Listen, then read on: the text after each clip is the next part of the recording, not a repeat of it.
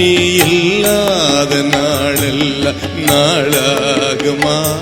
நீ இல்லாத வாழ்வெல்லாம் வாழ்வாகுமா? मरकुस रचना सुसमाचार 8वां अध्याय 22 से लेकर 26वां वचन तक।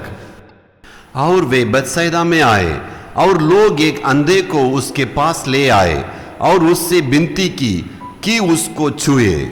वह उस अंधे का हाथ पकड़कर उसे गांव के बाहर ले गया और उसकी आंखों में थूक कर उस पर हाथ रखे और उससे पूछा, क्या तू कुछ देखता है? उसने आंख उठाकर कहा, मैं मनुष्यों को देखता हूं, क्योंकि वे मुझे चलते हुए दिखाई देते हैं जैसे पेड़।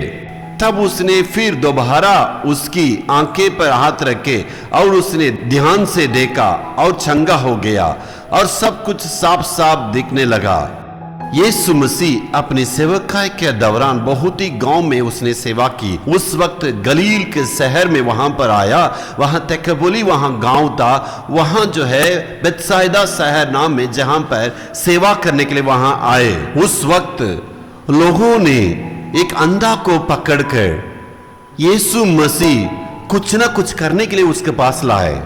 प्रभु यीशु उसको जान के ग्रहण करके उस अंधा को हाथ पकड़कर गांव के बाहर ले जाकर उसकी आंखों पर थूक कर उससे पूछा, क्या तुमको कुछ दिखाई पड़ता है?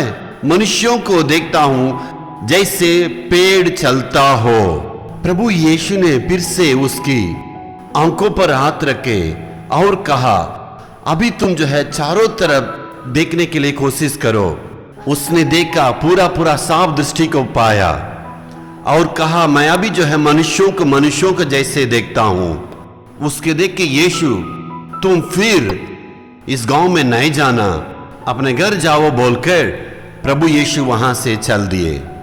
इसलिए जो कोई यीशु मसीह के पास आते हैं उनको भिन्न भिन्न ढंग से परमेश्वर उनसे बर्ताव किया, सबको एक जैसे नहीं किया। इसलिए अन्ना को जैसे हुआ वैसे ही मुझको भी होगा नहीं सोचना है, ऐसे ही प्रभु करना बोल के इंतजार नहीं करना।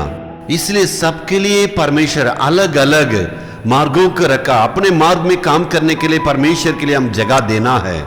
कुछ भी क्यों हो, परमेश्वर अद्भुत काम करेगा, आश्चर्य काम करेगा, वो कभी भी आपको नहीं त्यागेगा।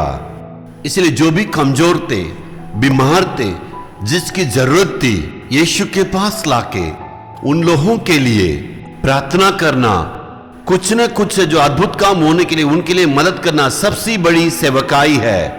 यीशु के पास लाने से परमेश्वर उनको छू के अद्भुत काम जरूर करेगा, उन्हें खाली हाथ नहीं छोड़ेगा। जो वचन का आज सुनते हैं, आपको भी प्रभु अद्भुत काम करेगा, आश्चर्य काम करेगा, आपकी जरूरतों को पूरा करेगा।